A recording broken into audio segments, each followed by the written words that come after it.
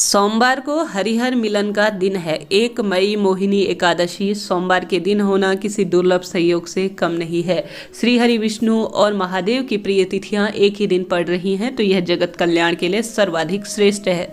आप सभी जानते होंगे इस दिन श्री हरि विष्णु ने जगत कल्याण के लिए मोहिनी रूप धारण किया था। इस दिन जो है उनके मोहिनी स्वरूप का पूजन किया जाता है, स्मरण किया जाता है। सोमवार का दिन है, कई व्यक्तियों के पशुपति व्रत रहेंगे। अपने आप में यह दिन दुर्लभ हो रहा है। इस दिन आप सभी को सरलतम छोटे छोटे से उपाय अपनी दिनचर्या में शामिल करने हैं, जिससे कि आप एकादशी का व्रत या सोमवार की पूजा का पूर्ण रूप से फल प्राप्त कर लेंगे। भले ही आप कोई व्रत इत्यादि शुरू नहीं कर पा रहे हैं, तो भी जो है प्रभु कृपा आपके घर परिवार पर होगी और कष्टों का निवारण अति शीघ्र होगा। जैसे कि एकादशी का व्रत हमारे पितरों को भी फल देने वाला होता है। अधोगति में गए हमारे पितर, हमारे जो पूर्वज हैं, उनका भी तारण हमारे द्वारा एकादशी पर किए गए कार्य से हो जाता है। सोमवार का दिन महादेव को समर्पित है।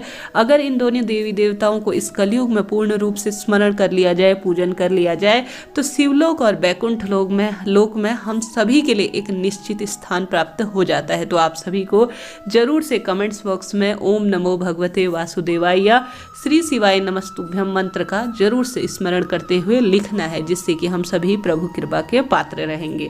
तो देर न करते हुए शुरू करते हैं। जैसा हम सभी जानते हैं, सोमवार के दिन दोनों देवी देवताओं का स्मरण करके या तो महादेव के मंदिर में या घर पर ही सरल सी छोटी सी पूजा करें, विधि विधान से पूजन इत्यादि करें और जो है श्री हरि विष्णु का भी पूजन करने का प्रयास करें। भले ही आप जो है एकादशी का व्रत नहीं भी करते हैं, श्री हरि विष्णु को जो आपकी इच्छा है सामर्थ्य अनुसार कुछ ना कुछ भोग लगाएं, उसमें तुलसी दल जरूर से रखें। साथ ही श्री भगवान शिव का सबसे प्रिय दिन है, तो कोशिश करें उन्हें पंचामृत से जरूर से विशेष तिथियों में अभिषेक कराएं। वैशाख का पवित्र महीना है और इन दिनों गर्मी चरम सीमा पर है, तो आप सभी को सबसे ज्यादा फल जलाभिषेक और पंचामृत से अभिषेक कराने से प्राप्त होगा। तो आप सभी सरल सी विधि से जो है पूजा इत्यादि करें। एक माला का जरूर से जो है सरल मंत्र ओम नमो भगवते वासुदेवाय या श्री शिवाय नमस्तुभ्यम का आप कुछ भी नहीं कर पाते ना, तो मंत्र जाप की शक्ति आज ही नहीं शास्त्रों में प्राचीन और पूर्वज कही गई है। तो आप सभी को जरूर से यह कार्य करना है। इसके बाद जो है आप सभी प्रभु का स्मरण धन्यवाद करते हुए सबसे पहला कार्य करें।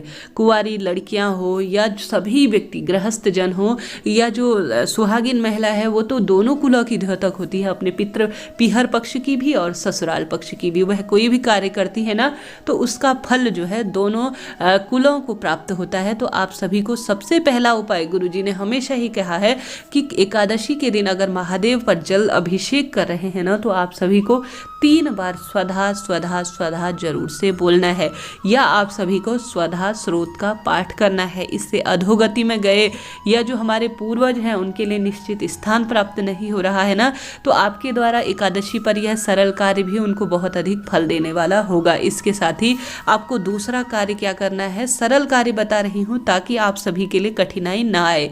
आप सभी को एक रोटी लेनी है जिस पर आप सभी को सोमक ऋषि का नाम लेते हुए, यह खासकर पितरों के लिए बताया गया है, सोमक ऋषि का नाम लेते हुए एक सामान्य सी रोटी बना लेनी है, या पूड़ी भी बना सकते हैं। इनको 2 की संख्या में रखिए, जैसे कि 2 रोटी रखिए, 2 पूड़ी रखिए, उसमें थोड़ा सा गुड़ रखकर या कुछ भी मीठा रखकर आप सभी को सोमक ऋषि का नाम देते हुए जो है जो यह एकादशी है या दशमी है या द्वादशी के दिन, तीनों दिन लगातार जो है गौ माता को इस विधि से आपको खिला देना है।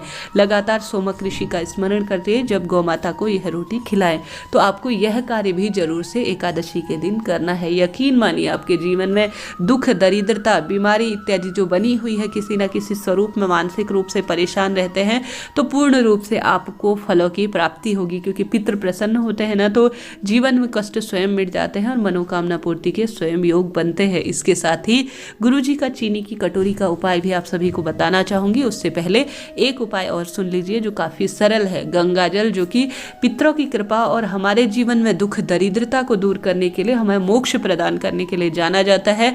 आप सभी के धन की कमी है, कर्ज चलता है, पैसा जो है गलत जगह खर्च होता है, दुर्घटना में खर्च होता है, दवाइयों में पैसा जाता है, तो एकादशी के दुर्लभ दिन को छोड़ना नहीं है।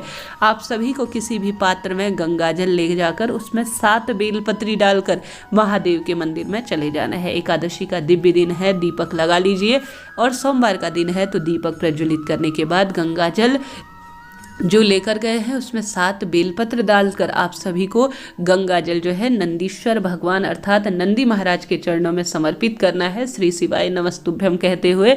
और बची हुई बेलपत्र जो है महादेव के शिवलिंग पर समर्पित करने के शिव कृपा प्राप्त होती है, रोग दोष स्वयं कट जाते हैं। तो सरल सा कार्य करके देखिएगा। एकादशी के दिन यह सर्वश्रेष्ठ और सरल सा उपाय इसे कहा जाता है, आपको जरूर से यह उपाय करना है। साथ ही जो मैं बात कर रही थी चीनी की कटोरी का उपाय, अगर बच्चे किसी न किसी स्वरूप में प्रभावित रहते हैं, विवाह नहीं हो रहा है, संतान सुख नहीं है, मांगलिक दोष है, प्रगति नहीं हो रही है, उनके सरकारी नौकरी या सामान्य नौकरी के योग नहीं बन रहे हैं, या कोई भी परेशानी आ रही है ना, तो गुरुजी कहते हैं विशेष तिथियों में किया गया यह उपाय कभी खाली नहीं जाता। आप सभी को एक छोटी सी कटोरी में चीनी भरकर महादेव के मंदिर में ही ज़्यादा सुलभ रहेगा यह उपाय करना, चाहे तो घर पर भी कर सकते हैं। अगर बच्चे नहीं जाते हैं मंदिर में तो उनका नाम और गोत्र बोलते हुए आप सभी को महादेव के शिवलिंग के ऊपर एक छोटी सी कटोरी में चीनी समर्पित करने से बच्चों के भाग्य जो है प्रबल होते हैं। आप उनके हाथ से भी करवा सकते हैं। बच्चा जिद्दी है, गलत संगत है, तो भी उसमें लाभ उसको प्राप्त होगा। तो आप सभी को जरूर से सरल सा कार्य करना है। आप उनका नाम गोत्र बोलते हुए आप भी कर सकते हैं। यकीन मानिए जीवन में जो अटके हुए कार्य है वह बनेंगे और मनोकामना पूर्ति के योग बनेंगे। जरूर से आप कुछ भी नहीं कर सके तो एकादशी का पावन दिन है, आप सभी को श्री हरि विष्णु के मंदिर में जाकर और महादेव के मंदिर में जाकर दीपदान जरूर से करना है। हालांकि सोमवार के दिन कई स्थानों पर दीप महत्वता कही गई है, परंतु सरलतम जो चीज है वह आपको बता रही हूँ, करिएगा, लाभ निश्चित रूप से होगा। कैसा लगा वीडियो बताइएगा जरूर। हर हर महादेव।